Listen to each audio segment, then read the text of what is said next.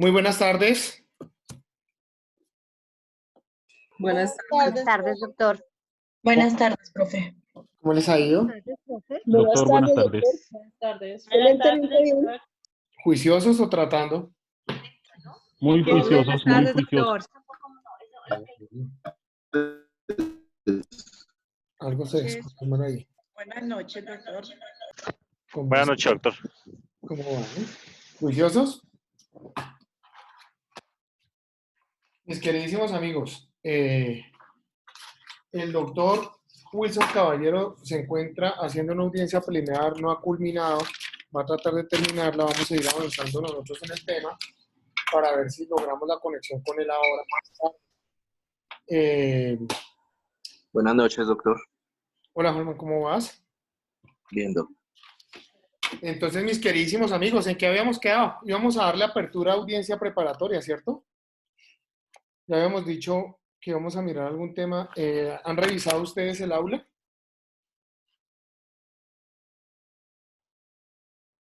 No. Sí, profe, yo tengo una duda con la sentencia que usted colocó sobre el dolo eventual. Sí, ¿Me la podría absolver? claro, dale, de una. ¿Será que le pongo la sentencia un momentico? Sí, ¿no? Compártela. ¿Puedes compartir? Sí. Sí. Listo.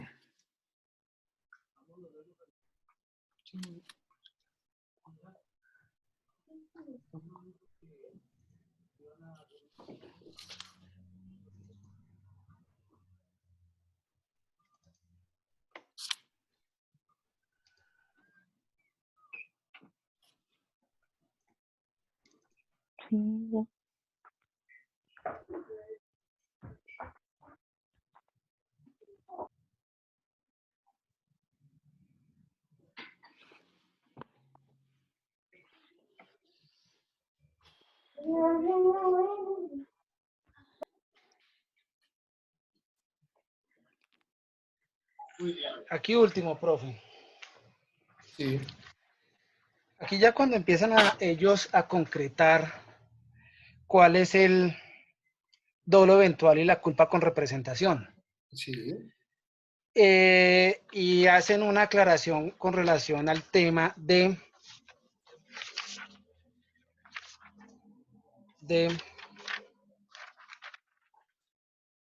la voluntad de evitación y la confianza en la evitación. Sí. ¿Sí? Bueno, y acá último, profe, yo creo que es que están que colocaron como mal acá en este pedazo porque finalmente lo mismo. Aquí dice, si existe voluntad de evitación, se excluye el dolo eventual, Sí. Pero no la culpa con representación. Uh-huh.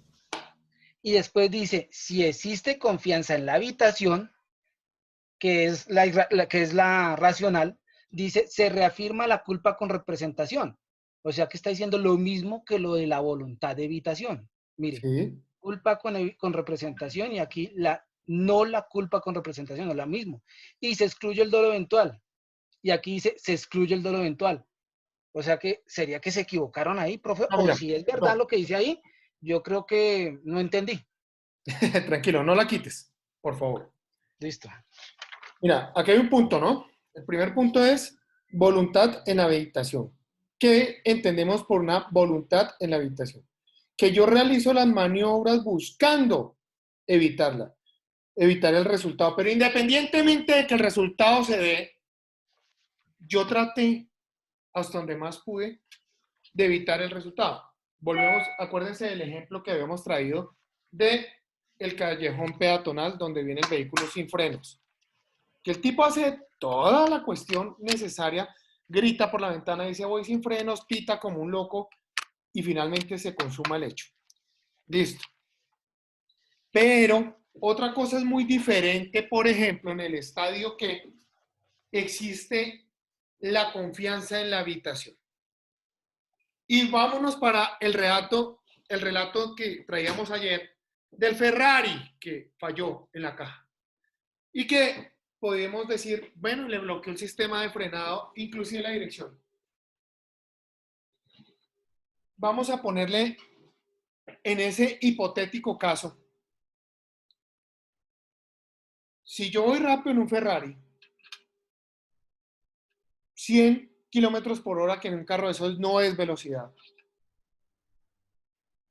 Si yo me pongo a analizar en tal dirección, resulta que siempre hay peatones.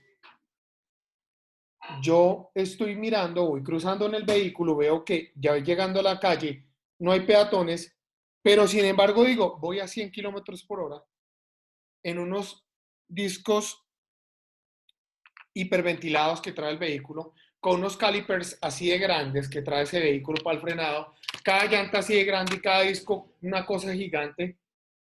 Mi reacción es mínima, voy a frenar. Inclusive, cambiémosla, vamos en un vehículo Tesla.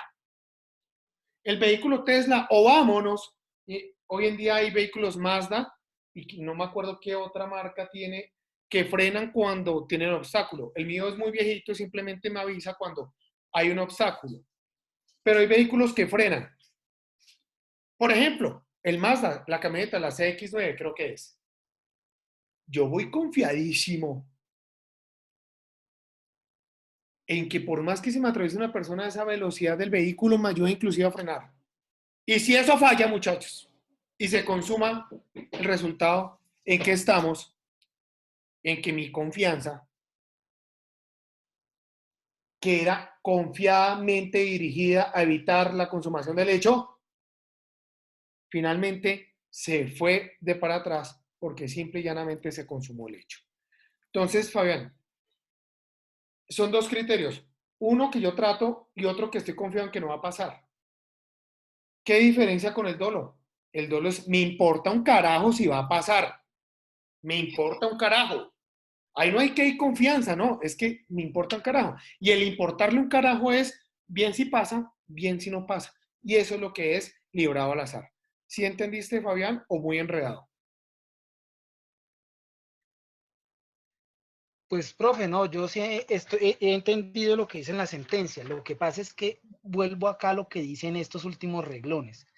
Y yo veo que acá están colocando lo mismo para la voluntad, para la culpa con representación, que para lo mismo que para el dolo eventual. Si usted se fija en estos rengloncitos de acá y se da cuenta que están colocando lo mismo para la voluntad Claro, y no, para es la que en coerción. los dos eventos que le estoy mencionando, y ahí como lo dice tal cual, en esos dos eventos excluye el dolo eventual y lo que da es una culpa con representación. En los dos eventos, uno en la voluntad de evitación y otro en la confianza de evitación, no puede haber un dolo eventual, sino única y exclusivamente culpa con representación. Perfecto, ya la entendí. Listo. Esas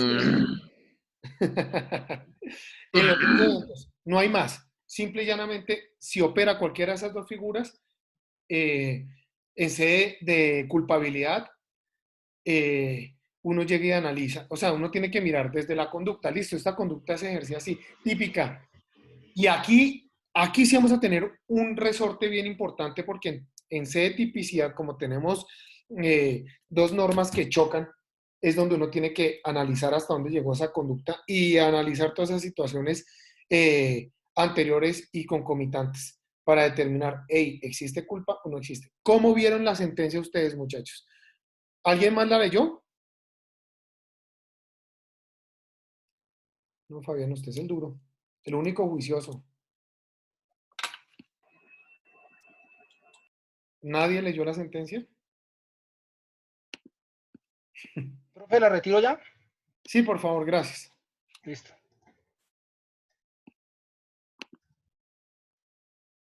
Fabián, ya que tú leíste la sentencia, no es con ánimo de corchar ni nada de eso, sino pues esto es muy participativo y eso es lo que me gusta siempre hacer en clase. ¿Cómo viste tú esa sentencia? ¿Cómo viste la casuística? Pues, profe, al final de la sentencia, eh, el, al final de la sentencia, el tribunal, perdón, en sede de casación, trajo pues los elementos materiales probatorios y las evidencias físicas que finalmente, con las que finalmente él falló, ¿sí? Sí. Y encontré una que fue la que yo casualmente que día le comenté, si de pronto el haber tenido antecedentes por accidentes de tránsito, por quebrantar la norma de tránsito, pues eran tenidos en cuenta. Y aquí ellos lo tuvieron en cuenta. Aquí Bien. ellos lo tuvieron en cuenta porque dicen que en su hoja de vida como conductor de vehículos reporta varias órdenes de comparendo, entre las que se encuentra algunas por conductas peligrosas como manejar a una velocidad superior a la permitida.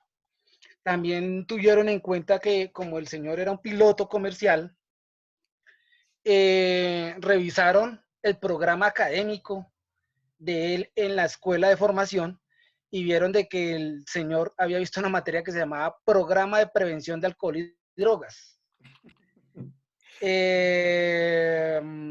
Y pues esos fueron los elementos que tuvieron en cuenta para declararlas como pruebas en contra del señor piloto. Y pues obviamente cambió de la culpa con representación al dolo eventual y pues de 32 meses subió a 220 meses. Un poquito, ¿no? Un poquito alto. Bastante. Bueno, pero fíjate, lo que yo les decía, siempre hay que mirar en cada casuística los hechos anteriores y concomitantes, muchachos, es muy indispensable para eso. Pero, sin embargo, yo te digo algo. Si tú miras detenidamente en ese fallo, y ese era el punto que quería que habláramos, está la prevención de accidentes que dieron en cátedra. Está los comparendos que hubiese tenido la persona. Y eso fue tenido en cuenta como una situación anterior para decir en un conjunto, porque simplemente era una de las piezas para llegar al fallo. Resulta, muchachos, que ahí ustedes pueden encontrar que ese fallo, que es un poquito viejito, admitió los hechos indicadores, los admitió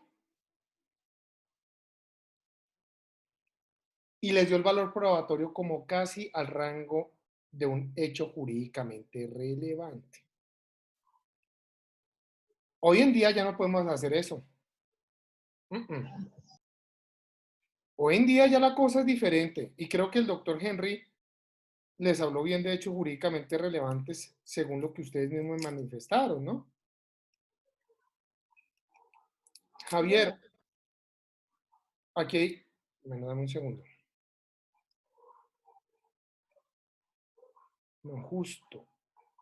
Es que me está apareciendo alguien que no tiene nombre y tiene solo el nombre de un dispositivo. No sé quién sea para que por favor, porque en la lista ya no me aparece, se me acabó de ir. Parecía como Lenovo. Bueno. Fabián, cópiate estos radicados. O bueno, más bien los publico ya aquí en el grupo. Aquí Los publica, profe, listo. acá en el chat. Dame un segundo, por favor. Esta vaina sí es que es terrible.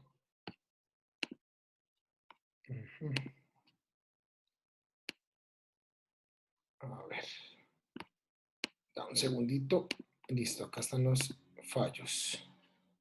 Y aquí tenemos el grupo. Listo. Entonces en su ordenador vas a consorcio.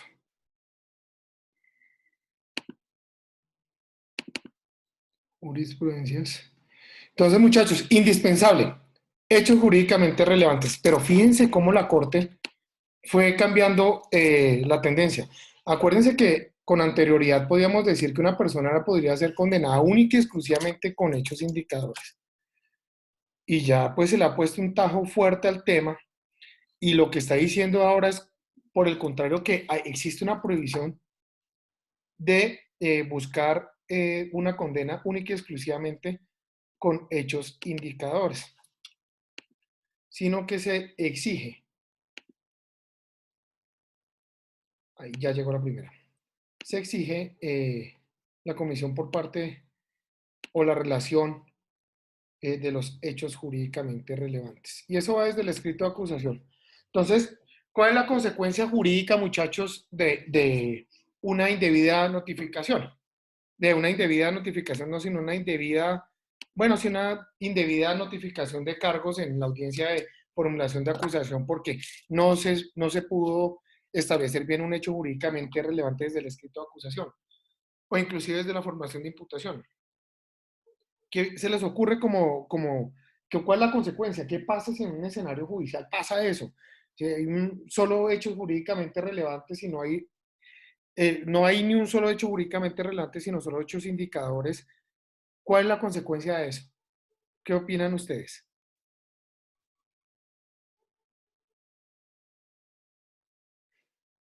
¿Hoy estamos nerviosos o qué? No se hablan bien los hechos.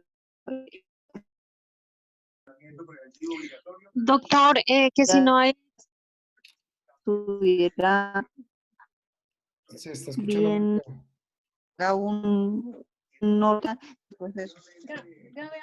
bajan el tele.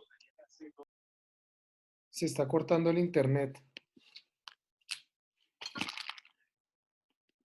No, definitivamente no podemos. La consecuencia jurídica es que para proferir sentencia por parte del juez tiene que verificar la existencia de los hechos jurídicamente relevantes. Entonces, la consecuencia es simple, no prosperidad del juicio. Por eso yo les hablé a ustedes, oiga, piensen bien la estrategia cuando la audiencia de acusación el cliente está detenido y ustedes llegan y se encuentran con un escrito de acusación deficiente. Yo les dije, piensen muy bien qué hacer. Piénsenlo. ¿Por qué? Porque ustedes pueden alegar, oiga, señor juez, pues en realidad ahí solo hay hechos indicadores, no hay un hecho jurídicamente relevante. Y en ese orden de ideas, señoría, yo sí requiero que nos judicialicen bienes por un hecho jurídicamente relevante, o si no, pues no, a nada vamos. Entonces el juez ordena que reformule, señor fiscal, cambie el escrito de acusación X o Y, eso le puede dar término para la libertad de ustedes, pero le subsana el error. Si ustedes, como yo les dije, si están muy seguros que el juicio es para ganar, pueden hacerlo. Si no, pues dejen el error, porque finalmente el juez, si nadie se percata, ustedes lo van a alegar. Y eso no es una operancia del famosísimo principio de convalidación. No, ahí no opera. Vamos a hacer un ejemplo claro sobre un hecho jurídicamente relevante. El hecho jurídicamente relevante, mis queridísimos amigos, vamos a hacerlo desde una casuística que siempre utilizo. Es, por ejemplo, si nosotros vemos el artículo 109, donde está el homicidio culposo, y vamos a encontrar el 110, me ayudan a buscar, por favor, queridos amigos, en el 110, la agravación punitiva por huir o abandonar sin justa causa el lugar de los hechos, por favor. Numeral segundo. ¿Alguien me regala la lectura, por favor?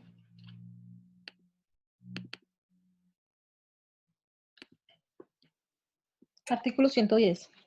Numeral segundo. Si el agente abandona sin justa causa el lugar de la comisión de la conducta, la pena se aumentará de la mitad al doble de la pena.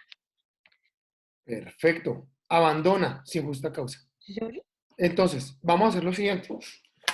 Voy en un vehículo negro, de vidrios negros.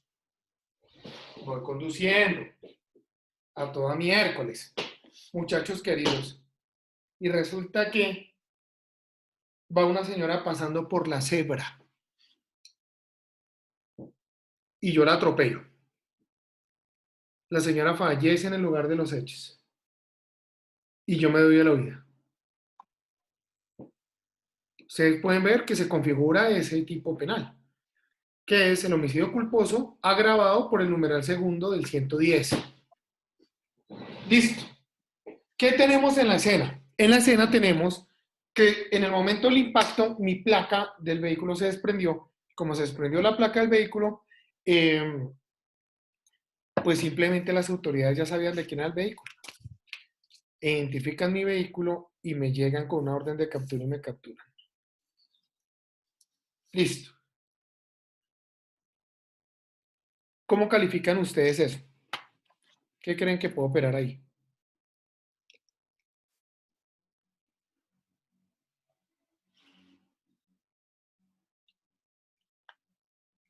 No, y sí estamos pero graves. Doctor, pero espere, porque es que usted, o sea, la pregunta es la siguiente.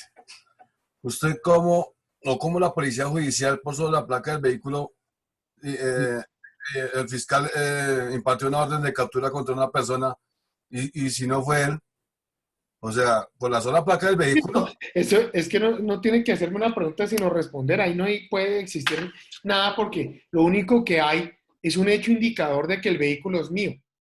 Exactamente, solo hizo la placa del vehículo, pero en ningún momento está o sea, individualidad o identificación de la persona en ningún momento está. No existe el autor material derecho, está el vehículo. Pero para llegar a identificar e individualizar al actor o al autor derecho, ya es más complicado. Claro, entonces, esto es un hecho indicador. Si nosotros volvemos a la misma casuística y encontramos videos minutos antes, voy con la ventana abajo y se ve mi rostro. Minutos después del accidente en la huida, bajo atrás de la ventana y se ve mi rostro. Y un perito de morfología forense establece si ese es Diego Gutiérrez. Ah, bueno, ahí ya la situación puede llegar a cambiar, ¿no?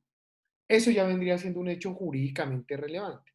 Lo otro simple y llanamente indica que la persona, que el vehículo era mío. Les pongo el ejemplo, yo les hablé del ejemplo de la sucursal de la vivienda del centro de Bogotá. ¿Un caso? No, profe. No, señor. Listo. Este es un caso que es un poco interesante.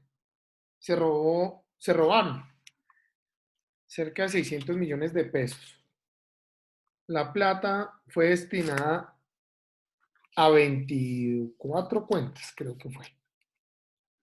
24 cuentas. Todo en un horario adicional. Un horario adicional del día sábado. Y en ese entonces la séptima todavía era vehicular. Los tipos se consiguieron un carro de valores. El carro de valores se parqueó al frente del Banco de Vivienda y lo que dice los hechos jurídicamente relevantes expresados por la Fiscalía es que la directora de la sucursal, valiéndose de su investidura, de su acceso a las cuentas, hay una contradicción. Dice que ella tenía acceso, pero después dice que no. Simplemente dice que ella, y se ve en cámara cómo sale a la mitad del banco, a almorzar y está hablando y no sé qué, y justo en ese instante, desde su cuenta, estaban haciendo la transacción a esas 20 y algo de cuentas. Les mandaron de a 20, bueno, así algunos dineros. Lo curioso es que a mí me llama un amigo y me dice, marica, es que acaban de detener a mi hermano, ¿usted conoce tal fiscal? No, yo no lo conozco. No, venga, y es que vamos, el abogado va a ser tal. Yo dije, buen abogado, ¿no? Sí, les deseo mucha suerte. Sí, bueno, muchas gracias, hermano, listo, chao. Al rato me llama otra amiga. Oiga, es que cogieron a mi cuñada y la tienen presa y no sé qué. Yo, ¿cómo demonios? Sí, es que mire que tan, y esto. Y oiga, es el mismo caso. Y ellas ni se conocían. Es el mismo caso. Listo, voy a atenderla. Listo. Llego yo al proceso y me encuentro con que a esa última amiga le habían girado la suma de 3 millones de pesos. La fiscalía decía que el hecho jurídicamente relevante radicaba en que ella suministró su cuenta para que con el suministro de esa cuenta le pudiesen realizar el envío del dinero. Dije, bueno, listo. Vamos a mirar cómo tienen probado, debe ser alguna interceptación o algo, que ella efectivamente manifiesta que suministró la cuenta. Porque de lo contrario sería un hecho jurídicamente, un hecho indicador y no un hecho jurídicamente relevante. Bueno, ahora veo un usuario con solo números. Bueno, y entonces yo dije, deben tener el elemento. Empezó la audiencia preliminar y en mitad de la audiencia pues yo me percato que dicho elemento no existía. Y yo le preguntaba a ella, dime la verdad, tú le diste a alguien. Yo leí la cuenta a un amigo mío que le estaban pagando una Toyota que él vendió hace tiempos y que le quedaban debiendo 20 millones y que le iban a pagar mensualidades de 3 millones de pesos y me los consignaban a mí por una simple y llana razón, que el tipo no tiene la vivienda. En cambio yo sí. Bueno, listo. Y voy y miro los giros, venían desde antes, así, 2 millones, 3 millones, 2 millones. El día anterior al hurto le giraron 3 millones y el día del hurto le giraron otros 3 millones. Desde luego yo hago una investigación ante la vivienda y logro identificar eso. Entonces ya con el descubrimiento de la fiscalía, pues uno se percata que en realidad no hay un solo elemento material probatorio que demuestre que ella participó en la conducta de manera dolosa. Y el argumento es que, según la fiscalía, para que le pudieran haber realizado la transacción, ella tenía que haber suministrado la cuenta, lo cual es falso. Lo cual es falso porque los directores de los bancos sí tienen esa capacidad de poder determinar y entrar a algunos sistemas de algunos clientes, el número de cuenta. Y entonces, ¿con qué se queda el caso? No, que el dolo está en retirar el dinero. ¿Ustedes consideran que se adecua la conducta?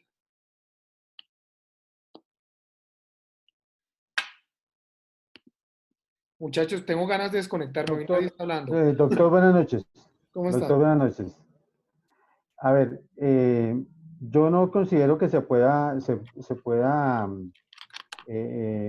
inducir de que es una actuación dolosa, porque la señora, si manifiesta y sigue argumentando que está haciendo un favor, pues es un actuar consciente, pero no tiene no tiene ninguna intención de cometer un delito. Por lo tanto, no se le puede culpar de esa actuación. Muchachos, revisemos el artículo 252, por favor.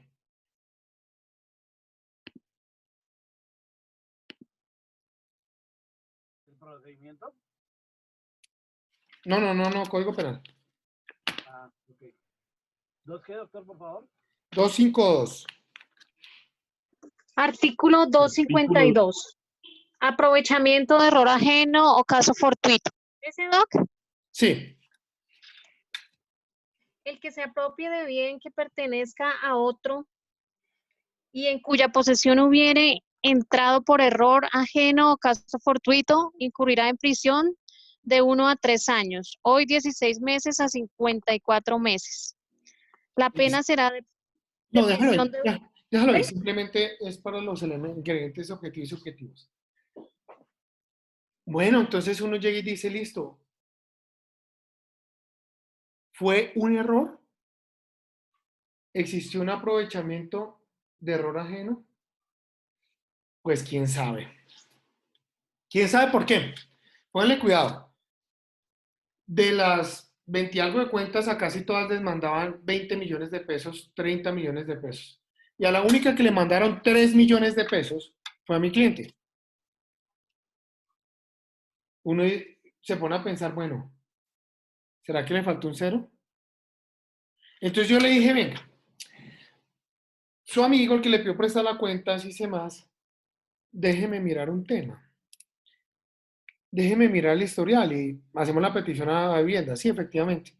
Ahí están todos los dineros. Bueno, usted, ¿cómo era el manejo con el tipo? No, yo sacaba el dinero, lo llamaba y él me daba por la transacción, me daba 20, 50.000 pesitos. Yo, ya, listo. Entonces miremos otro punto. La fiscalía está diciendo que el dolo radica en que usted no se demoraba ni siquiera una hora en ir a sacar el dinero cuando le llegó el dinero. Y yo me puse a mirar todas las transacciones, las sacaba en el mismo banco y resulta que esas transacciones que estaban en el mismo banco era porque lo tenía al lado de la casa. Y entonces, como ella tenía el banco, pues iba inmediatamente y sacaba el dinero y todas las transacciones nunca se demoraban más de una hora. Y eso no puede ser un ingrediente constitutivo del dolo.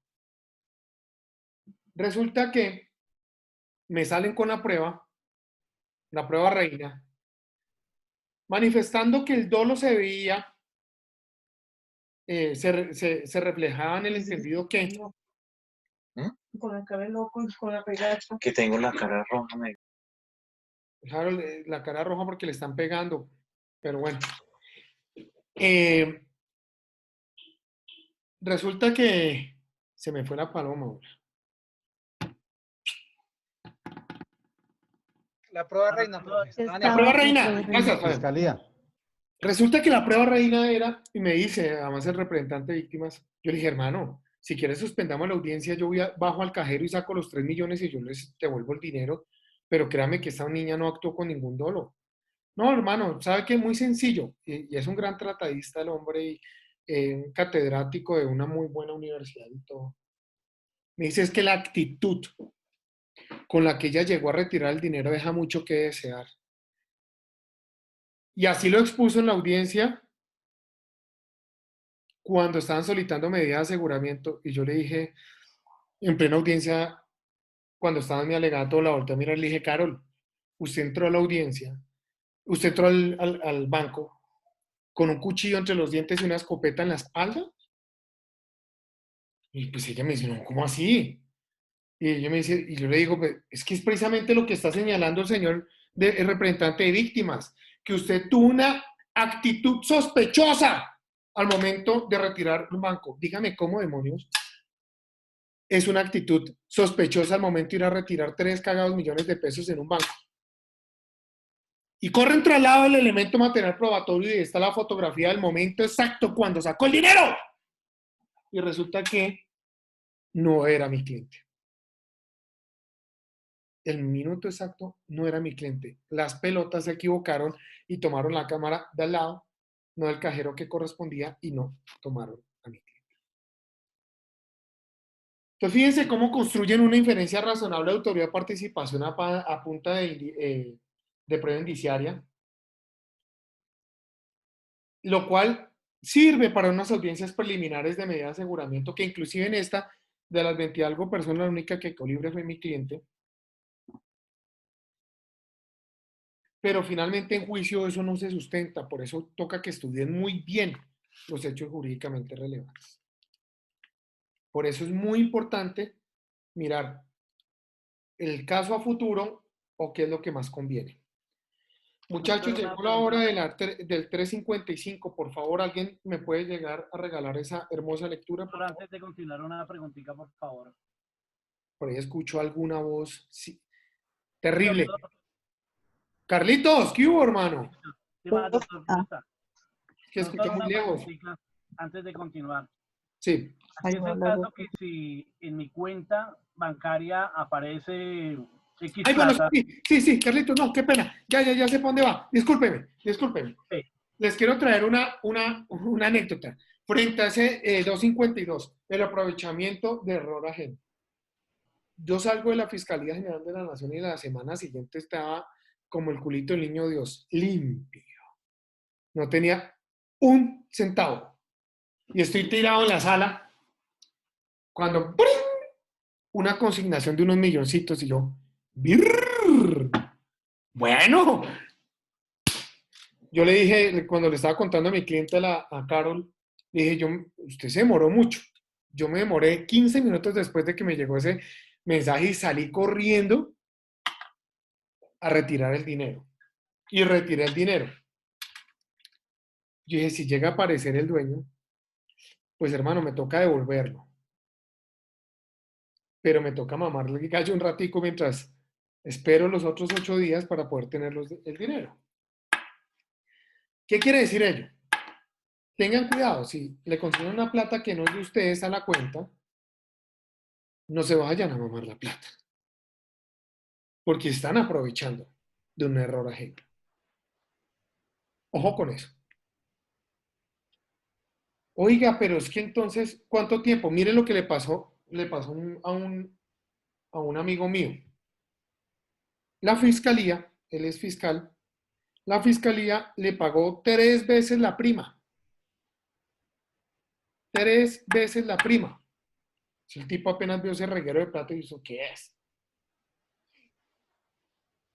Fue y habló inmediatamente en persona y le dijeron, ay, si cometimos el error de pagarle 3 veces la prima. Oiga, él duró 1 año. Él pasó una carta diciendo que le hicieran el débito. 1 año para que le hicieran el débito y nada que le hacían el débito. El dinero. Había sido un error en el banco. Y llegó un día y se chupó la plata. Se chupa la plata y efectivamente lo llaman a los 8 días y le dicen, ay, es que fuimos a hacer el débito y ya no estaba el dinero. Y el hombre, ¿cómo llega el hombre a subsanar el error? Yéndose a hacer un acuerdo de pago. Y eso demuestra que efectivamente el hombre no tiene una intención dolosa y simplemente no le compulsaron copias y absolutamente nada. Pero sí se corrió un riesgo muy grande, muchachos. Demasiado grandes. Cuidado, no se vayan a mamar ese billete. Por ejemplo, en un casillero del conjunto residencial donde ustedes viven, les dejan a ustedes un sobre con un dinero. Y resulta que era para el apartamento al lado. Fue que el vigilante se equivocó al momento de colocar el sobre cuando vino la persona a dejar el sobre. Si ustedes con el sobre y quedan en evidencia en una cámara o firmaron un libro de población diciendo que reciben ese dinero, pueden estar inmersos en una conducta penal. Así que, ojo con eso. ¿Era eso, Carlos, o algo más? Sí, señor, pero ¿cuánto tiempo tendría la persona que cometió el error, digamos, para demandar a quien hizo uso de ese dinero y no lo devolvió? Nos vamos a la ley 222 del 2002, Derecho Civil. Y cómo se adquiere la prescripción adquisitiva de los bienes. Y como ustedes ya vieron eso nada más cuando estaban en el primer semestre, creo, o segundo por allá. Ustedes ya son unos berracos. Me acuerdo tanto de que era ley 222 del 2002 porque la profesora nos explicaba como los paticos, por ese reguero de 2. Y allá usted sabe cómo está la prescripción ordinaria y extraordinaria. Entonces tiene que mamarse sus 2 años y medio mínimo para poderse chupar ese dinero. ¿O cómo es? ¿10 años? ¿5 años? ¿Cómo es la prescripción adquisitiva? Acuérdense que en inmuebles, muchachos, Son era bienes 20 muebles, años. creo que son 5 años. Exactamente. 5 años, profe. En inmuebles era 20 años y esta normatividad lo redujo a 10. Y en muebles era, entonces, 10 años y 5. Imaginen ustedes guardando 5 años esa vaina ahí. Pero, bueno, eso en materia civil, porque pues en materia penal la prescripción sería los 36 meses, ¿no? Ah, pero eso es en tema penal. Lo que pasa es que usted tiene esa prescripción, pero usted se da cuenta, 36 meses es el máximo de la pena, pero si usted se da cuenta y consulta la norma cuando existe o opera una prescripción, resulta que le dice que no menos de 5 años. Así sea el quantum punitivo inferior a eso. Si quieren vamos a Sí. eso, tomen cafecito y volvemos. Listo, profe, muchas gracias. ¿Listo? Listo, doctor. Nos vemos a las 7. Listo, Vale, doctor. profe. Hay que tomar fuerzas. Listo. Chao.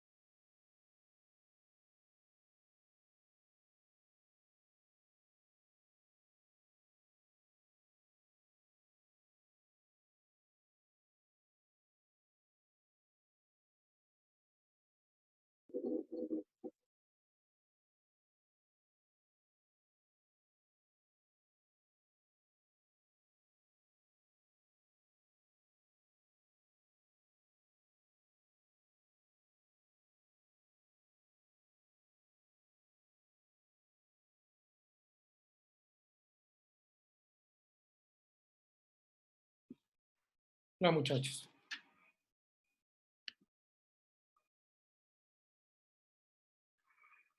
Y todo.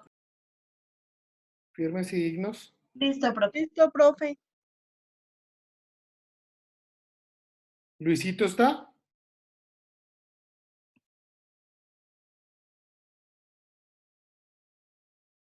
No está.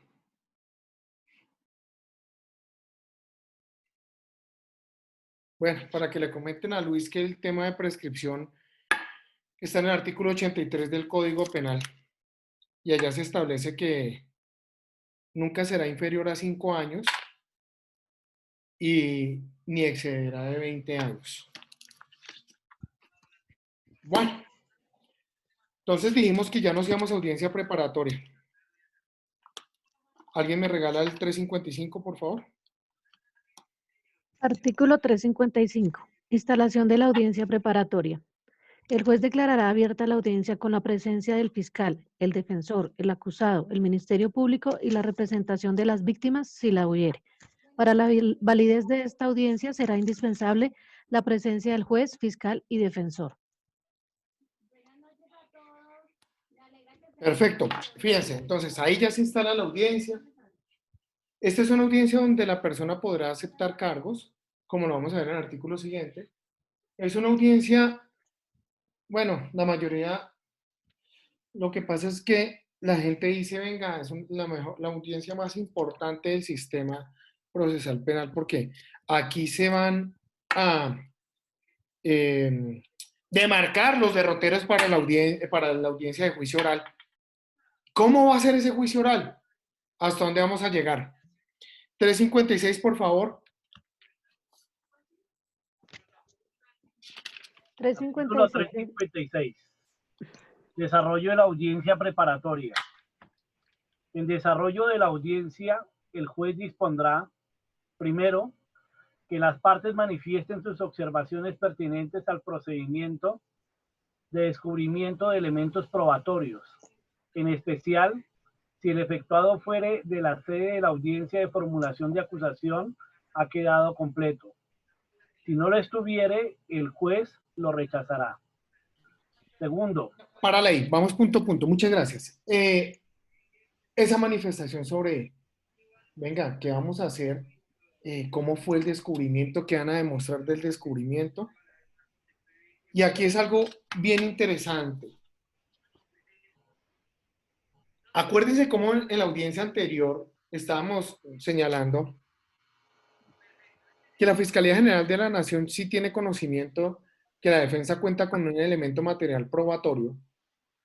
Puede exigir que se lo entregue inmediatamente. Hay fiscales que no conocen bien el manejo de esa normatividad. Pero es que es fácil a veces de identificar. Por ejemplo, si ustedes desde antes hicieron ya una audiencia de una búsqueda selectiva en base de datos y adquirieron un elemento material probatorio, el fiscal puede decir en esa audiencia de acusación, venga, entréguemelo. Porque acuérdense que allá se dice, venga, si no se entrega, o sea, dado la obligación de entregarlo, pero acá nos está diciendo, oiga, ¿cómo fue el descubrimiento? Si no se entregó, se rechazará. Ojo con esto, mis queridísimos y amados amigos. Resulta que muchas veces en la práctica judicial lo que uno está encontrando es que los jueces, con el afán de subsanar el hierro que comete la Fiscalía General de la Nación al momento del descubrimiento de elementos materiales probatorios, lo que hace es, entonces, por ejemplo, la Fiscalía, ¿le faltó entregar elementos, señor defensor, sí o no? Sí, doctora, en efecto, no, toca rechazar, no vamos a rechazar, se suspende la diligencia, pasa hoy al despacho de la Fiscalía que le entreguen elementos y viene aquí con el acta. Pues ustedes le van a decir, señoría, simplemente le quiero comentar que así suspende y haga lo que usted está mencionando, pues yo voy a ir a la Fiscalía a recoger los elementos, pero eso ya es extemporáneo. Y no hay otra sino rechazar, señoría, y la terminación cuando usted la toma. Que es que la normatividad no admite una apelación en el sentido del rechazo de elementos materiales probatorios por parte de la judicatura, por ejemplo. Y viceversa. Pues si le salen con esa, ustedes van a interponer la súplica. ¿Y cómo van a interponer esa súplica? Eso se llama nada más y nada menos que, oiga, ¿cómo para que me reciban un recurso el cual no me va a admitir el juez? Yo como suplico que esto me lo llamen. Resulta que entre el sistema procesal hay un recurso. Se llama queja. Y ustedes interponen la queja documentada. Por eso, muchachos, la maña es, como les había dicho, en primer lugar, hagan constancia. Hagan constancia. Que en el despacho les diga, mire, se entregó este, lleven el escrito de acusación en la mano, van revisando uno a uno de los elementos. Con eso la constancia les va a quedar perfecta.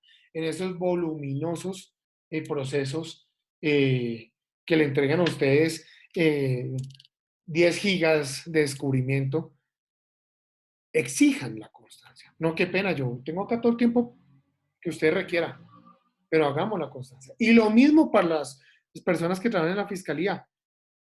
Cuídense en salud, porque van y le toca a un juez atravesado que no les confía a la fiscalía y se quedan sin pruebas y ustedes pueden saber que inclusive eso puede acarrear hasta una conducta disciplinaria que les va a joder la vida.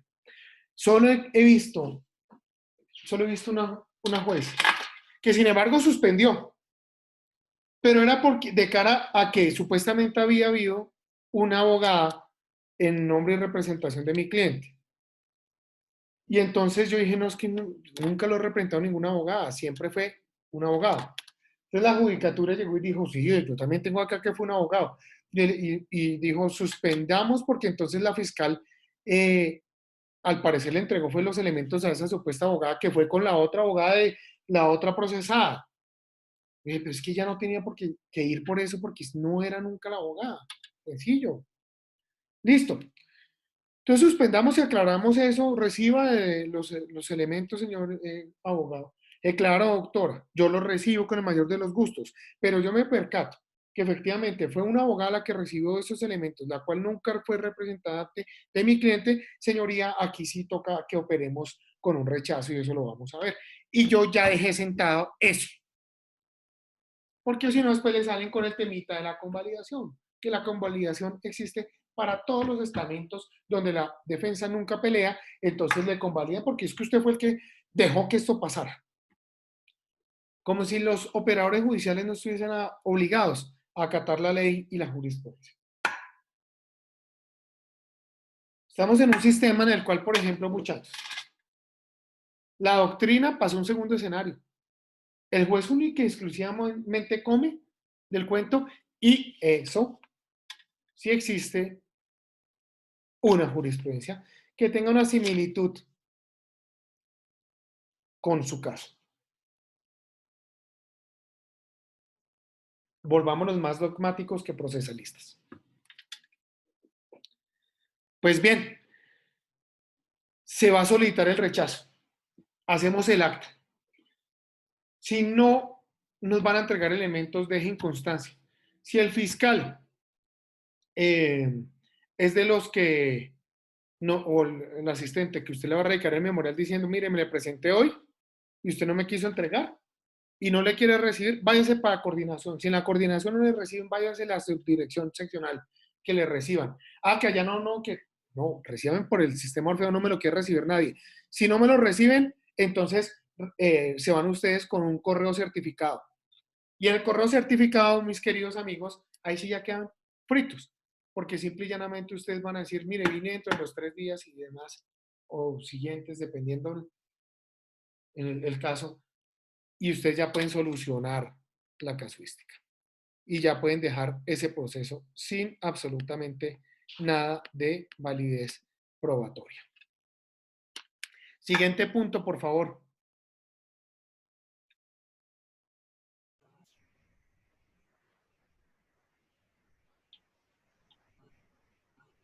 Segundo, que la defensa descubra sus elementos materiales probatorios y evidencia física. La defensa descubra. Ojo con esto. La defensa descubra. Fíjense que ahí única y exclusivamente está hablando de elementos materiales probatorios. Resulta que, y evidencia física, porque hay una diferenciación entre los dos, pues si nosotros nos ponemos a mirar, esto nos está diciendo es, entregue los documentos que tenga. Y para definición de documentos dentro del mismo Código Penal vamos a acordar que es un documento. Y el documento lo podemos observar que es todo lo físico, muchachos. Inclusive las grabaciones y demás. Ojo, muchachos, cuando ustedes van a hacer el descubrimiento, como ustedes, fíjense la diferencia con la fiscalía. La diferencia con la fiscalía es que el descubrimiento que realizan ustedes se hace en el despacho del fiscal. Entonces, el funcionario público y la fe pública está determinada en esa berraca acta que firma el fiscal. Por eso tienen que ser muy cuidadosos. Contrario a eso, ustedes lo van a hacer es delante del juez. Entonces, cuando ustedes van a hacer el descubrimiento, muchachos, hagan la berraca lista de todos los elementos y, por favor, nómbrenlos en audiencia. Entonces, si ustedes van a decir, la entrevista de Pepito Pérez, identificado con la cédula de ciudadanía tal, realizada por el investigador forense tal, de la defensa, en 3 folios, 4 folios. Siempre pónganle el número de folios. Con eso ya va a quedar la constancia en el audio y el juez ya va a conocer que usted está realizando y entrega inmediatamente. Entonces lo que ustedes van a hacer es, juiciositos, mis queridísimos y amados hijos, sacan la copiecita, tienen sus originales, le sacan la copiecita para el fiscal, le sacan la copiecita para el representante víctima y le sacan la copiecita para el Ministerio Público. Y a todos en la portada pónganle la listica que hicieron con cada uno de los elementos para que ellos vayan mirando y chuleando. Con eso no tienen ninguna excusita. ¿Listo? Háganlo así. Háganlo así. Listo. Entonces, siguiente punto. Que la Fiscalía y la Defensa enuncien la totalidad de las pruebas que harán valer en la audiencia de juicio oral y público. Gracias.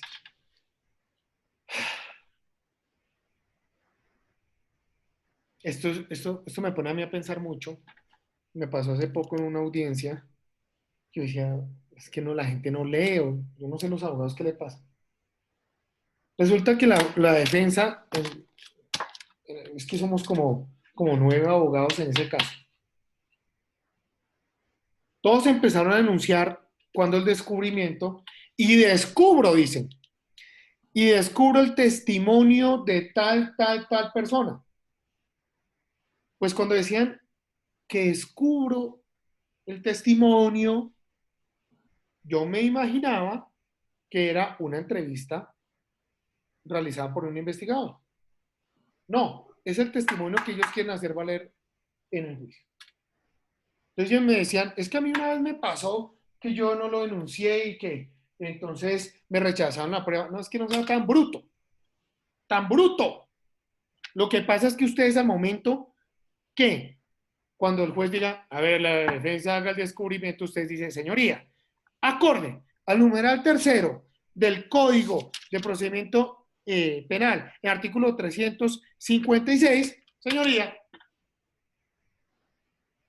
relacionaré todos los elementos que en este momento le entregaré físicamente a la Fiscalía, los cuales más adelante, señor juez, en el siguiente punto, concentrado en este artículo, enunciaré más otros elementos. Pero, señor juez, si quiere por economía procesal, enuncio lo que voy a descubrir y de una vez hago la solicitud probatoria.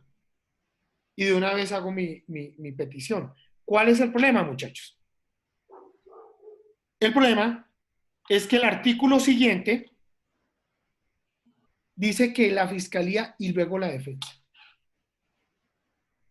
Y eso era lo que no querían entender estos babosos abogados. A ver, papito, lo que pasa es que el descubrimiento está en el segundo, el otro está en el tercero. Son totalmente diferentes los pasos de la fiscalía. Y la razón es muy simple. Mire, lea usted el tercero y dice que la fiscalía es la primera que tiene que enunciar. Pero ustedes por economía procesal sí le pueden solicitar el juez. ¿Listo? Lo pueden hacer. Y máxime cuando son esos casos que son así un reguero de abogados. Y entonces, para no mamarse una audiencia, para repetir todo ese reguero de evidencias, pues simplemente lo hacen en una sola intervención. Listo. Como la Fiscalía General de la Nación hizo su descubrimiento de elementos materiales probatorios, resulta, mis queridísimos amigos, que dentro de todos esos elementos materiales probatorios, la Fiscalía resuelve cuáles sí y cuáles no.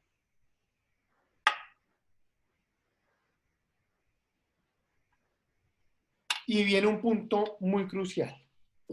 Los invito a que siempre hagan un acto, que hagan un cuadrito, que tengan organizada su audiencia. Como les voy a mostrar un ejemplo.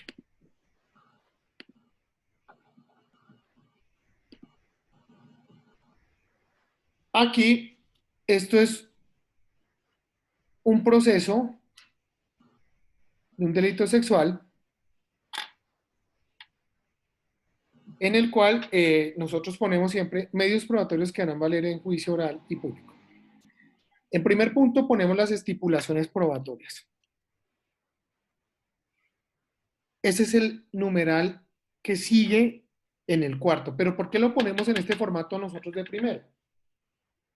Porque resulta que nosotros consideramos que si centramos primero esto antes de la solicitud probatoria, vamos a poder orientar un poco más el escenario y no nos vamos a enredar con tanta prueba por ahí suelta. Ya simplemente es por organizarlo. Esto es un control que lleva la defensa simplemente para que ustedes pongan ahí la información que consideren pertinente y que lo puedan ampliar y puedan hacer más amena la audiencia. Hay personas que dicen, oigan, una audiencia, salgo despelucado en una audiencia de esas. Si ustedes hacen esto, la audiencia es más llevadera. Listo, entonces, están los testimonios de la fiscalía. Ojo, miren, enunciación y solicitud de medios probatorios que harán valer en juicio público. Listo, ustedes enuncian todo lo que tengan pero como estamos en primer lugar la fiscalía, vamos a mirar. Y esto es lo que nosotros vamos a poner. El testimonio del testigo, identificación. Ojo, ojo porque la identificación yo les dije a ustedes que es válida para poder determinar después, poderle impugnar credibilidad y demás. La calidad, la dirección, el objeto de ese testimonio, es todo esto. Si llevan computador lo pueden ir llenando. Si no dejan un espacio lo llenan a mano, lo imprimen y listo. Y así con cada uno, con cada uno. Y fíjense que aquí, en una de las partes de abajo de cada uno de los testigos, se dice con este testimonio se introducirá. Y ahí van a poner la fiscalía que va a realizar. Por ejemplo, que va a incorporar el peritaje realizado el día tal, por el médico forense tal, en tantos folios. Eso es lo que dice la fiscalía. Y ustedes van a copiar absolutamente todo porque ese es, resulta que el parámetro que ustedes van a tener para esa audiencia de juicio oral, inclusive cuando hay errores al momento de la introducción de pruebas en esos procesos tan largos, la fiscalía puede cometer muchos errores, pero ustedes les hace así porque simple y llanamente ustedes, muchachos queridos, ya tienen apuntado todo. A veces las actas de las audiencias no están ajustadas, entonces es mejor nosotros llevar el control. Y van a alegar, listo. La defensa. Ustedes van a tener absolutamente todo lo de la defensa. Y fíjense, aquí está. ¿Qué es lo que vamos a poner de la defensa? ¿Qué es lo que vamos a decir de la defensa del testigo? Y aquí está una de las introducciones, miren. Informe de fecha tal, en 4 formas. Listo. Así van a hacer con cada uno de los elementos materiales probatorios que ustedes van a tener o los testimonios que van a solicitar. Y esto va a ser mucho más llevadero, muchachos, créanme, de verdad, de por Dios. Miren, aquí, por ejemplo, esto es un perito. ¿Y el perito qué va a llevar? La valoración. Y más adelante vamos a ver qué es el tema ese de la conducencia y pertinencia. utilidad inclusive. ¿Listo? Documentales, queridísimos amigos. Resulta que toda la relación que nosotros acabamos de hacer, muchachos, en ese anexo que decíamos en cada uno de los testigos que dice que se va a introducir con el testigo, lo que se va a introducir es físico. Entonces, muchachos, siempre, sin embargo, para que no cometan ningún hierro, muchachos, enúncienlos, documentales y repítanlos. Son tales, tales, tales, tales, tales, y a cada uno le hace su juicio de pertinencia y conducencia. Pero aparte de todo, señores y queridísimos amigos, al finalizar esa intervención, ustedes van a decir unas lindas y hermosas palabras. Señoría, sin embargo, la defensa se reserva el uso de todos los elementos materiales probatorios descubiertos por la Fiscalía General de la Nación con la finalidad, señor juez, de usarlos en juicio oral para la aplicación de las técnicas, bien sea de refrescar memoria, impugnar credibilidad o similares. Con eso ustedes van a decir, como yo solicité, yo tengo derecho a la prueba. Hay pruebas, por ejemplo, muchachos. Esto me está pasando en un caso ahorita y el cliente insiste y yo le digo, es que es difícil lo que usted pretende hacer, pero la Fiscalía hace el descubrimiento y se los entrega todos los elementos materiales probatorios.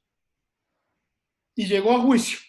La Fiscalía inclusive solicitó todos esos elementos materiales probatorios. Y llegó a juicio y no entregó ni la mitad al juicio. El cliente había tenido una deficiente defensa en esa audiencia preparatoria, tratamos de luchar inclusive con una nulidad, nos fuimos con una nulidad, se había quedado solo con un testimonio de 300 pruebas que había solicitado. Había sido tan nefasta la defensa que solicitó 300 pruebas, además que, aparte de ser absurda, una petición tan llena, era tan vacía a la vez en su argumentación que por eso rechazaron todo.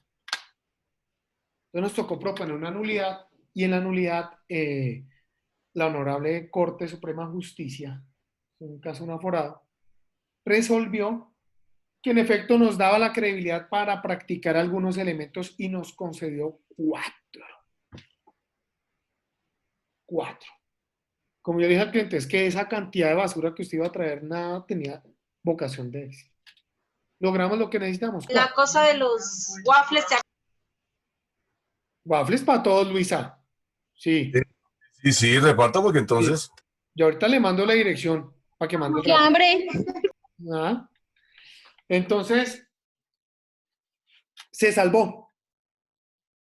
Pero fíjense que cuando ustedes ven que hay un elemento material probatorio indispensable, indiscutiblemente indispensable para su juicio, que ustedes van a decir, oiga, lo necesito esa prueba.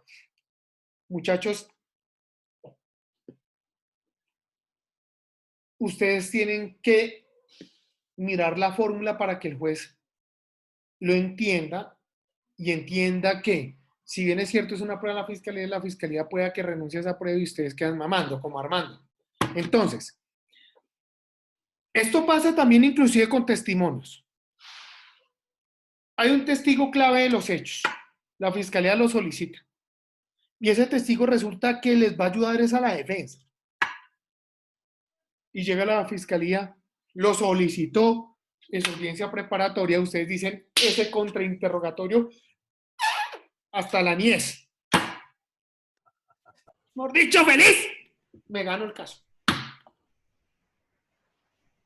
Oiga, llega el juicio y la fiscalía, señoría, la fiscalía renuncia al testigo porque ha sido difícil contactar. Ah, bueno, listo, renunció. Listo, vamos con las pruebas de la defensa ahora. Hijo de puta, ¿y el testigo primordial qué? Lo mismo, muchachos.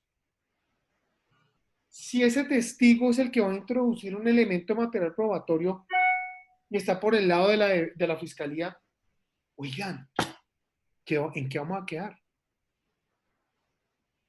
Bien complicado. bien complicado. Se nos puede dañar todo el caso. ¿Qué dice la Corte al respecto? Porque a veces los abogados llegan y dicen, la fiscalía dice, es que el testimonio de Pepito Pérez, porque Pepito Pérez fue la persona que visualizó todo el homicidio. Y la defensa requiero, señoría, y solicito el testimonio de Pepito Pérez, porque es que Pepito Pérez fue el que visualizó todo el homicidio. Ustedes ya van a quedar con dos opciones ahí. El juez va a decir, un momento. Resulta que cuando hay similitud de peticiones entre la fiscalía y la defensa, quien solicita primero es a quien se le reconoce, es decir, la fiscalía. Se supone que esto es igualdad de armas, ¿no? Entonces, señor defensor, se le rechaza a usted como testigo directo porque es que usted va a tener la posibilidad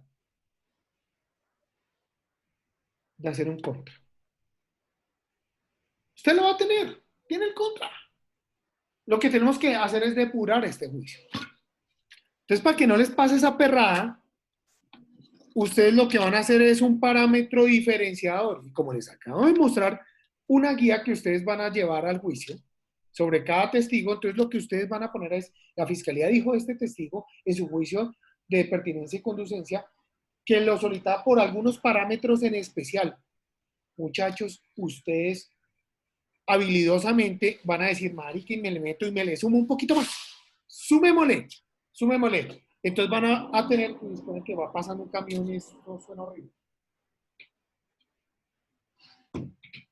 Llegó la basura y me da miedo que me capture ahí. Listo.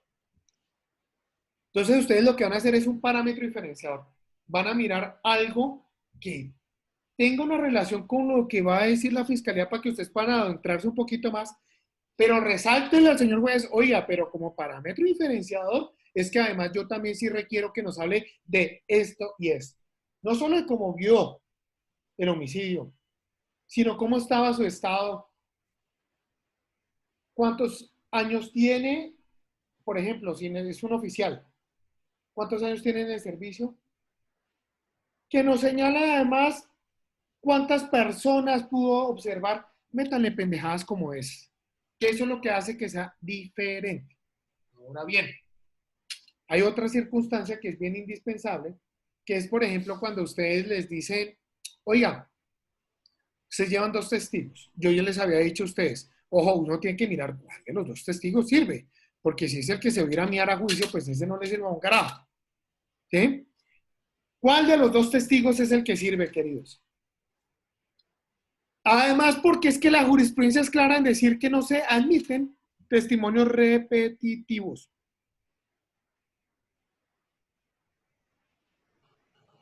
Repetitivos. En esos delitos sexuales, por ejemplo, también hay otro punto que ustedes van a decir, y yo les había dicho, necesito que me ayuden ustedes a ver qué hacemos.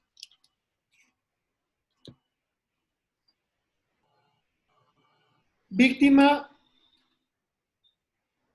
supuestamente en su relato dice, es que él abusó de mí. Y el día que se armó el mierdero en la casa, dice, oiga, la víctima, vamos a denunciar, no sé qué, se la llevan, le hacen un psiquiátrico y le hacen un sexológico. Y en el examen sexológico nos encontramos con que había una agresión, o más bien, una fisura antigua.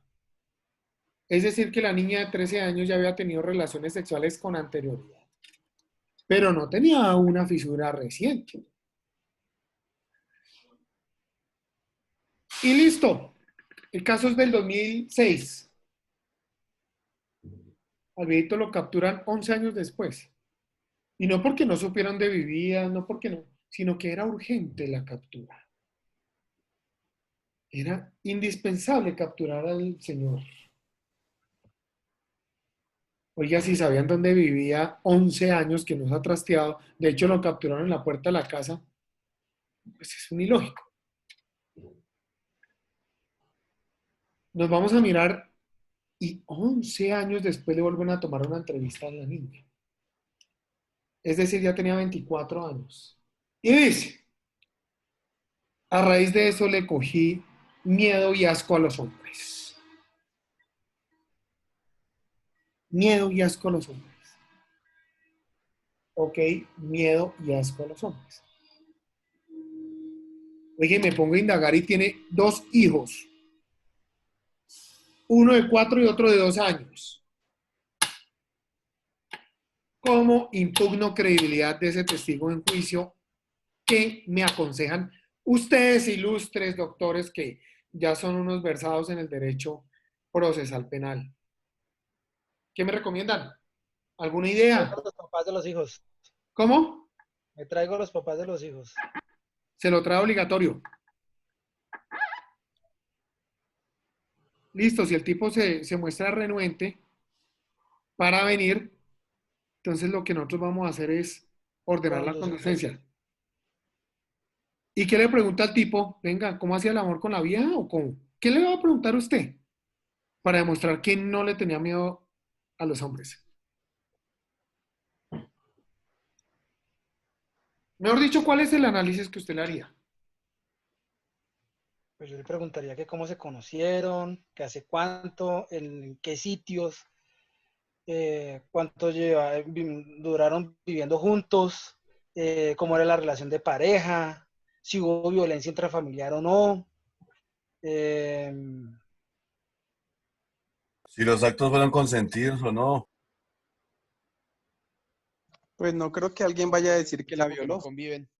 De pronto hay denuncias o querellas presentadas contra los papás de los hijos.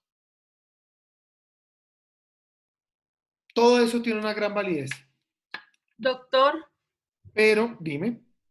Sin embargo, usted tendría que tener un perito psicológico, porque que yo tenga miedo o asco a los hombres no significa que yo no pueda tener relaciones sexuales.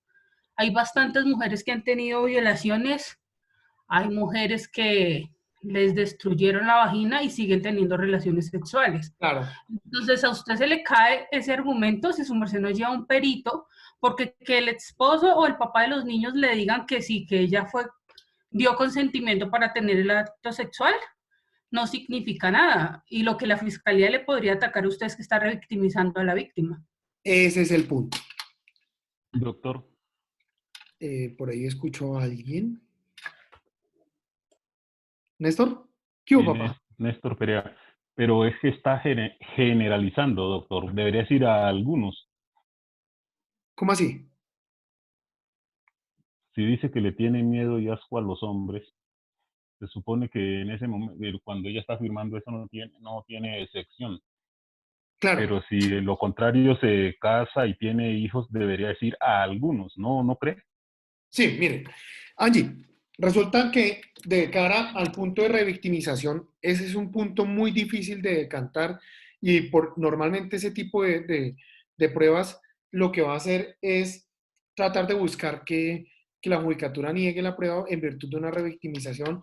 Eso es lo que ataca sí, siempre la Fiscalía General de la Nación, y eso es. Pero resulta, pasa y acontece que cuando nosotros estamos diciendo que revictimizar es sobre la misma comisión de la conducta punible, es como si yo le fuera a preguntar a la víctima directamente sobre esos hechos. Nosotros estamos hablando de hechos posteriores. Claro, el argumento sobre revictimización tiene que versar es sobre lo que fue víctima. Y ahí no fue víctima porque haya tenido 2 hijos. Ahora, sobre el punto, si los papás están siendo reconocidos, sí quiere decir que sostuvo relaciones con otras personas. Sí demuestro mucho de cara a la credibilidad, porque fíjense que ya es un hecho atado a otro hecho, el cual en la primera entrevista dice es que hoy me violó y no tenía ninguna fisura, y resulta que en el examen sexológico encontraron una fisura anterior, lo cual indica que no es un himen elástico, y lo cual indicaría que sí pudo haber existido una mentira por parte de la niña. Y eso, sumado a que le cogió fastidio y miedo a los hombres, tal como lo está diciendo Néstor, que es una generalidad, como sostiene que además tiene 2 relaciones con 2 personas que no hace mucho tiempo inclusive tuvo hijos con ellos. Sí, Doc, pero eso no Eso es es otra mentira. políticamente relevante. Ahí yo le anoté en el chat la ley 1719 del 2014 que habla de los derechos de las víctimas de violencia sexual. Claro. Porque ahí va el argumento que su merced dice que no, o sea, yo no puedo utilizar el pasado de la víctima para hablar sobre qué pasó en el momento o lo que pasó después, porque es que volvería su merced a revictimizar a la víctima y totalmente todo su alegato se perdería. Sí, Angie, pero no has entendido de cara a qué punto. Resulta que lo que yo estoy diciendo, es que yo no le pienso preguntar a ninguno de los papás cómo hizo el amor con la hija, con la vieja para tener la hija.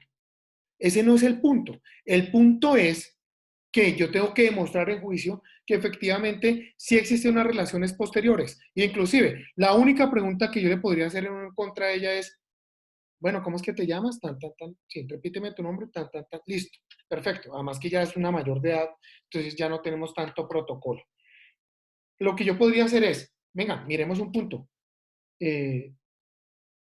Que está trabajando y demás sobre el arraigo, que ya preguntó la fiscalía porque por obligación tiene que hacerlo, quién es para identificar a la persona e individualizarla totalmente.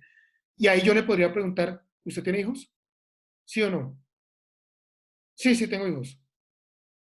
Ya, no necesito más. El resto lo complemento con las otras personas, porque las preguntas fuertes van a ser a las otras personas y no a ella. Yo a ella no la estoy revictimizando porque simplemente a ella no le estoy preguntando. Sí, claro, efectivamente, mi doctor, estoy totalmente de acuerdo con lo que usted dice, porque es que en ese momento no se le están haciendo preguntas directas de los hechos que ella fue víctima, sino se está llevando como la interrogación es con el fin de determinar si tiene hijos, el nombre completo, identificación. Pero yo te voy a poner una cosa bien clara sobre la normatividad que nos trae Angie aquí, y es, lo que no se le puede preguntar es sobre sexualidad.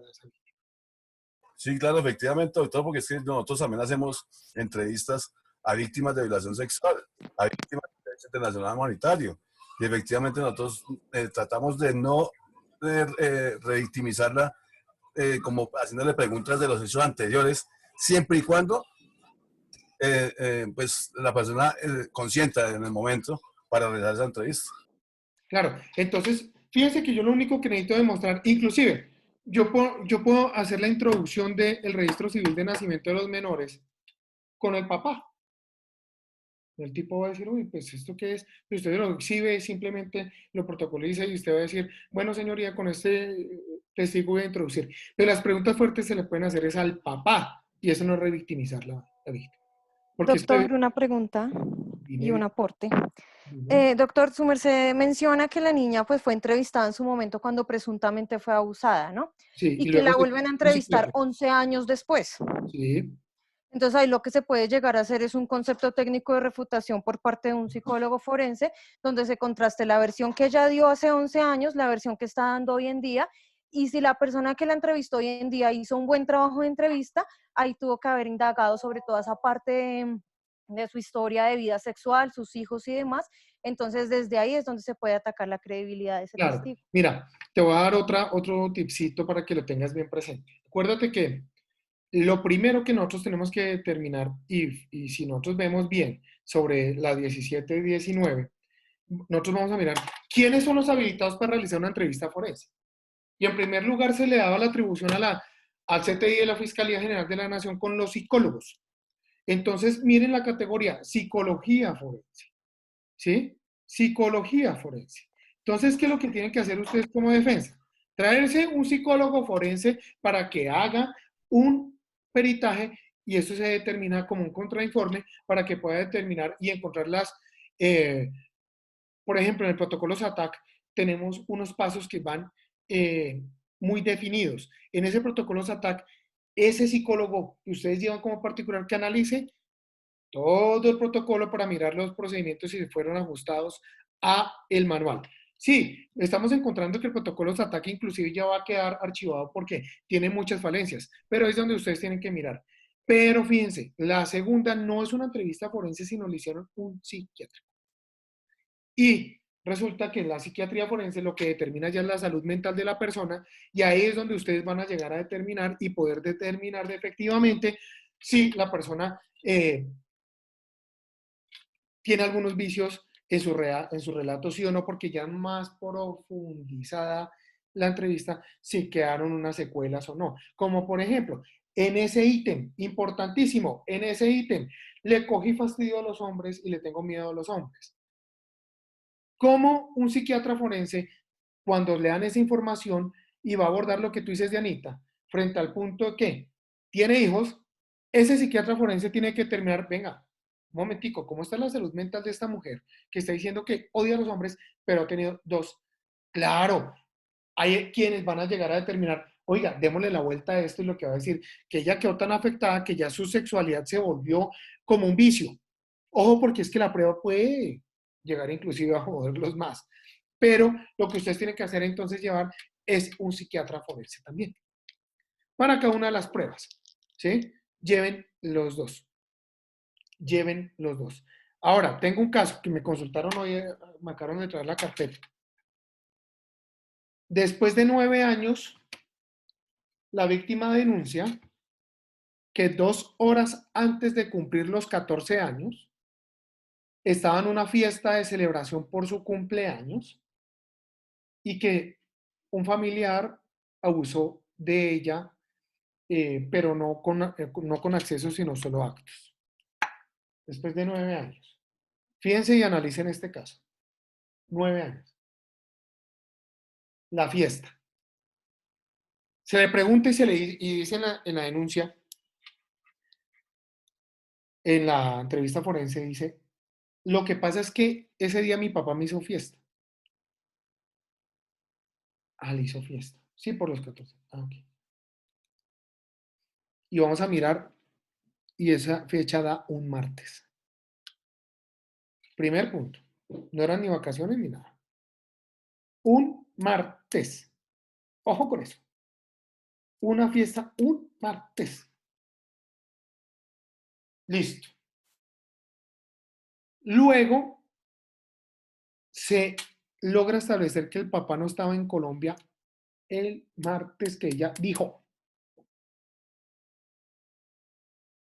Luego de eso, se logra establecer que la niña, y esa prueba es la que viene ahorita, que la niña estaba en el exterior en la fecha. Estaba en el exterior en esa fecha. Es decir, los hechos no ocurrieron. Falso testimonio. Para allá vamos. Pero resulta que en la entrevista forense las conclusiones del psicólogo es diciendo que el protocolo que amplió fue tan exacto que puede dar credibilidad al testimonio de la víctima. Bien interesante, ¿sí o no? Bien interesante, muchachos.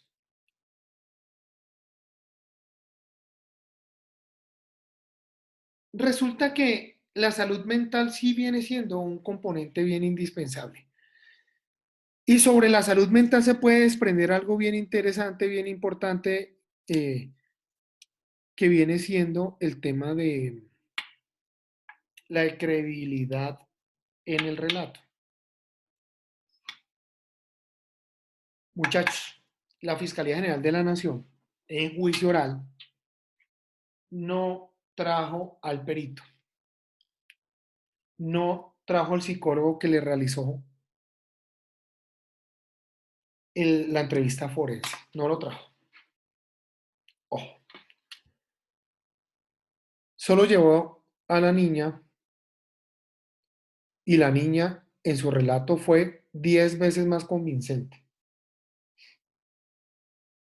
Pero le añadió cosas. Sí, mi papá estuvo, lo había olvidado, mi papá estuvo días antes y me regaló este reloj que tengo puesto. Fue un olvido. Es que después de tantos años, dice ella, segundo punto, dice, es que yo estaba en un taller y ahí tomé la fuerza para denunciar, porque antes no había tenido fuerza para denunciar. Entonces ustedes dicen, oigan, la entrevista forense que se la realizó en la denuncia, dice fue porque había tenido mucho miedo, pero nunca mencionó lo del taller, entonces ya ustedes empiezan como a acomodar tan. Resulta que ya estamos en sede de juicio, mis queridos amigos, y nos enteramos que ella estuvo en el exterior en esa fecha. ¿Qué hacen ustedes?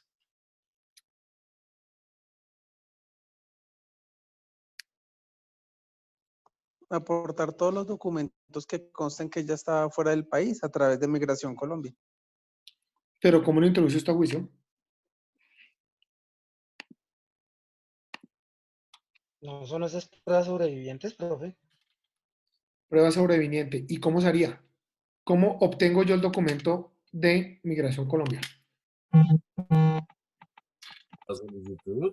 Con los registros de que la niña no estaba en ese momento, que el papá estaba en el exterior o la niña estaba en el exterior, con esos registros y No, que porque por esa lo tanto información estaba tiene que ser mintiendo. reserva porque es personal. No, lo que pasa, Angie, tú trabajas en una oficina de abogados, ¿cierto? Sí, señor. Ok. lo que pasa es que, o sea, como eso es personal, claro que sí. Pero de todas maneras, ahí podría solicitar ante el juez de control de garantías para buscar el control de base de datos. Sí, pero ya están en etapa de juicio y la prueba sobreviniente la tiene que argumentar la defensa. Claro. Entonces, ¿qué es lo que toca tratar, muchachos? Y Angie, tratar. Ojo.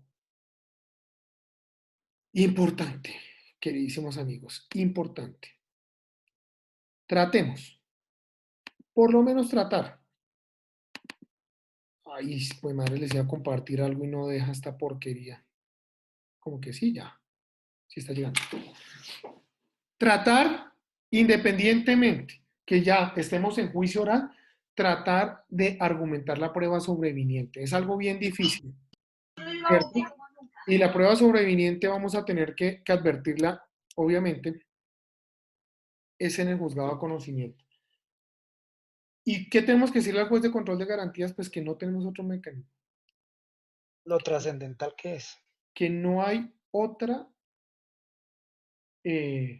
herramienta jurídica para poder obtener la información. E ir con ese control previo, hacer la solicitud, luego hacer un control posterior, pero finalmente quien va a analizar si es sobreviniente o no es el juez. ¿Y cómo obtiene usted? Porque por más que usted tenga, listo, le comieron cuento ante el juez de control de garantías, le comieron cuento y se puede llegar a hacerla, porque resulta que estaríamos en un caso donde se estaría juzgando un inocente. Ojo con eso. Entonces, la relevancia de ese elemento material probatorio, sin lugar alguno, es de vital importancia para el desarrollo de un juicio. Pero ustedes como demonios le venden la idea al juez de que eso es sobreviniente.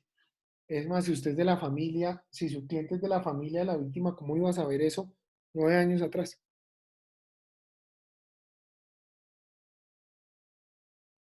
Ahí está el problema. Ahí está el problema. Y la única razón que yo tengo es que la niña hizo pública en una red social unos apartes de su hoja de vida muy generalizados y la publicó hace poco. Y ahí fue donde se obtuvo la información. Entonces, mi queridísima Angie, a mí me están contratando para que haga esa prueba sobreviniente. ¿Cómo la ven? ¿Prosperidad o nula prosperidad? No, claro, prosperidad total. Yo quedaría. Nada difícil, doctor. Angie, tú sabes que eso es bien difícil, pero no imposible. Consigo el reporte, yo le consigo el reporte. ¿Cuál es la talanquera, muchachos? Lo de la prueba sobreviniente, no, yo no tengo ningún miedo. Yo siempre he hecho, ya inclusive ya he hecho solicitudes de pruebas sobrevinientes en etapa de juicio y, o sea, digamos, el soporte jurisprudencial es bien amplio, bien fuerte. Como eso sucede allá en esa sede de juicio oral, es permitido jurisprudencialmente, de cara a ese argumento, y ya por tiempo no vamos a podernos adentrar mucho más en ello, de cara a ese argumento, es lo mismo que tenemos que exponer por qué en los tiempos de la búsqueda selectiva en base de datos se puede ampliar. Y siempre prevaleciendo el derecho a la intimidad. Y que es la forma menos invasiva para que se pueda realizar la obtención del elemento material probatorio con la legalidad pertinente. Pues bien, muchachos, todos estos problemas de verdad no lo dejan a uno dormir. Hay que lucharlos, Angie. Nunca se me dé por vencida. Lúchenlo. Lúchenlo, que lo pueden obtener. Profe, de eso así, cuando mienten los niños, un hermano que estaba como en práctica, se presentó el caso de un niño de 2 años que supuestamente lo había violado el papá. Estaban separados con la mamá y en una de sus visitas que supuestamente lo había violado y el niño pero convenciendo a todo el mundo, y era la desgraciada de la mamá que le había metido eso en la cabeza al niño para vengarse del papá que estaba viviendo con otra mujer. Se me metió con un tema muy agrio usted. Sí, pero en esos casos, Doc, el niño no habla de lo que no sabe y para eso le hacen la prueba al niño para validar si es real o no es real. La mamá porquería lastimó al niño. Es que también estamos hablando que toca quitar el sesgo de género de ciertos asuntos y hablarlo jurídicamente. Listo, y ahí te voto una, Angie. Ese truco es muy recurrente. Hay una situación que dicen que no está elevado a ciencia, que no está elevado a demostración científica, que se llama alienación parental. Pero hay una jurisprudencia que al respecto habla de la alienación parental. Si quieren, se las comparto inmediatamente. ¿Cómo es que se llama el doctor? ¡Ay, Dios mío! Compañero mío de Maús, amor.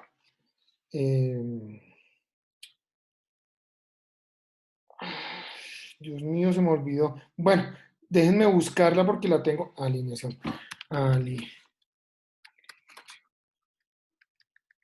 Bueno, ¿qué pasa? Aquí lo encontré. ¡Qué belleza! Muchachos queridos, ojo con la alienación parental. Hay muchos psicólogos que están diciendo, eso no sirve para un carajo, eso no sé qué, no está demostrado, tiene muchos errores. Resulta que es que eso fue un pedófilo el que se creó esa figura y si sé más. Pero he conocido casos en los cuales efectivamente sí existe una manipulación y otros sin lugar a duda no hay ninguna manipulación. Y pueden haber unas situaciones que conllevan a esa manipulación. Queridísimos amigos, importante tener en cuenta, y esto normalmente no lo hacen los abogados, el reato de conciencia, la alienación parental y desaparentación parental, muchachos. Ahí están las claves. No se vayan solo con la alienación parental, sino miren si estamos hablando de un caso de desaparentación parental. Eso es un poco una categoría mayor de la psiquiatría en la cual se puede llegar a mostrar que hay unos motivos fundados. Pero como no alcanzamos ahorita a terminar de hablar de eso y estoy tratando de bajar la berraca jurisprudencia que no quiere descargar, entonces, queridísimos amigos, nos vemos el día de mañana. Miércoles, no descarga. Bueno, se las cuelgo, tan pronto las logre descargar, se las cuelgo en la plataforma, ¿les parece?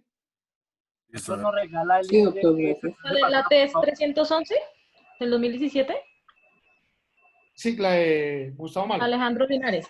No, ¿Es esa? Otra. Profe, escríbala ahí en el WhatsApp, profe. Escríbala en el WhatsApp. Es que no me aparece el nombre completo aquí. Voy a tratar de... Es que no me aparece... Voy a tratar. Aquí, Dios santo. Esto me la envió el queridísimo. Ya. Sí. No, mentiras. Yo te dije que Gustavo Malo. Estaba confundido. Es de Barceló. ¿Listo? Ya las voy a apuntar en el chat. Doctor, ¿y nos regala por favor el link de la clase pasada? Si no se me da la gana. Muchas gracias, doctor. Oye, eso quiere decir que no ha entrado a mi canal de YouTube. Doctor, pero no aparece. ¿Cómo que no? No, señor. El doctor Barceló es la La 3 tampoco. No aparece. 4455 del 2013. Esa es. Listo, gracias. Léanla. Éxitos con esa lectura. No se rayen la cabeza. Dejen de pensar que no estamos apoyando a los niños que son víctimas de todo esto. Por el contrario, considero que por ser tan importantes debemos también ser importantes en la investigación, porque fíjense que en muchos casos podemos dejar a un papá aislado, podemos dejar a una mamita aislada. Recuerden, hace poco salió, tal vez un año más bien, en séptimo día, un programa en el cual un funcionario de la Fiscalía, con su poder, había hecho que metieran presa a su expareja, supuestamente, porque había abusado de sus 2 menores hijos, los cuales están arrepentidos en este momento y la judicatura no ha hecho mucho. Entonces, se quedó esa mamita. Fíjense que no es solo protegerlos a ellos desde la óptica de lo sexual, sino también desde la óptica de lo familiar, porque definitivamente perdieron su familia como era antes, simple y llanamente por un conflicto entre mayores que no tenía solución. Se les quiere, no se maten tanto la cabeza, estudien, muy triste porque no leyeron la jurisprudencia de ayer, pero lamento informarles que mañana haremos un examen sobre lo que hemos visto. Ya voy a mandarles los enlaces con el monitor. ¿Listo? Y mañana finimos el examen. No quisieron. Gracias. Bueno. Señor. Ten en cuenta para el día del gamín. Juiciosos. Se le aprecia, doctor, se le aprecia mucho, doctor. Se le quiere mucho, doctor, también. Chao, profe, gracias. Saludos de la Organización Mundial de la Salud. Vamos a ver. Sí. Vamos a ver. Lindo, lindo. Saludes de 4 negritos amigos míos. Chao. Chao. Gracias, Doc.